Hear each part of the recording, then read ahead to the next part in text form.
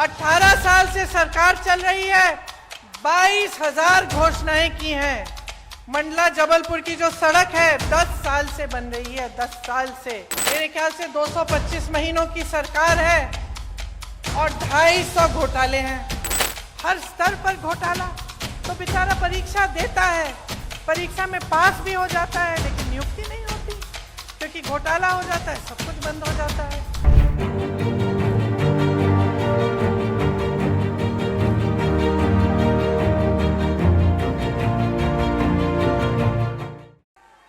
आपने तो देखा होगा कि आज मध्य प्रदेश में कैसी सरकार चल रही है। मेरे ख्याल से 225 महीनों की सरकार है और 250 घोटाले हैं। 18 साल से सरकार चल रही है, 22,000 घोषणाएं की हैं। मंडला जबलपुर की जो सड़क है 10 साल से बन रही है, 10 साल से। पहले 4 लेन की बन रही थी, अब 2 लेन की बन रही है, लेकिन 10 सालों में बना नहीं पाए। वही मैं कह रही हूं, ढंग से नहीं बनी है। यहाँ की सड़क की तो ये स्थिति है कि गडकरी जी जो मंत्री हैं, जो सड़क बनवाते हैं, उनको आकर माफी मांगनी पड़ी आपके सामने।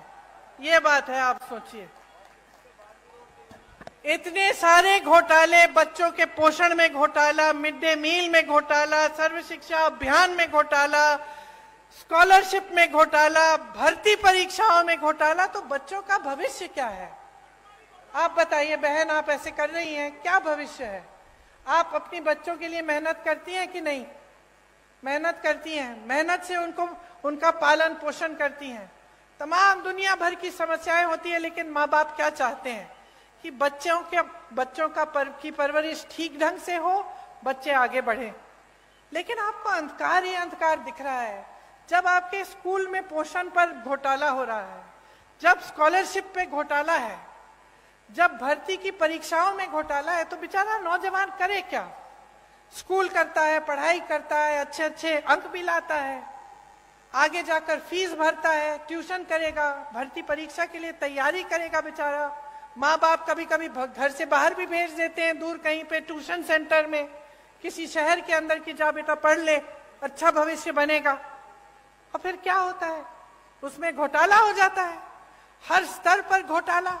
तो बेचारा परीक्षा देता है, परीक्षा में पास भी हो जाता है, लेकिन नियुक्ति नहीं होती, क्योंकि घोटाला हो जाता है, सब कुछ बंद हो जाता है। तो जब अगली पीढ़ी, आने वाली पीढ़ी के लिए भी कुछ भविष्य में दिख नहीं रहा है, उम्मीद ही नहीं रही, तो आगे कैसे बढ़ पाओगे? आपका विकास कैसे हो पाएगा? सबसे बड़ा व्यापम का जो घोटाला हुआ यहाँ, पता नहीं कितने लोग मर गए उसमें, किसी ने इंक्वायरी, जांच तक भी नहीं कराई, और वही सरकार चली जा रही है, चली जा रही है। मां नर्मदा पे घोटाला, महाकाल में घोटाला, मंदिर में जो मूर्तियां लगाई हैं उस पर भी घोटाला। तो थक नहीं गए हो आप? थक गए हो? थक गए हो ना?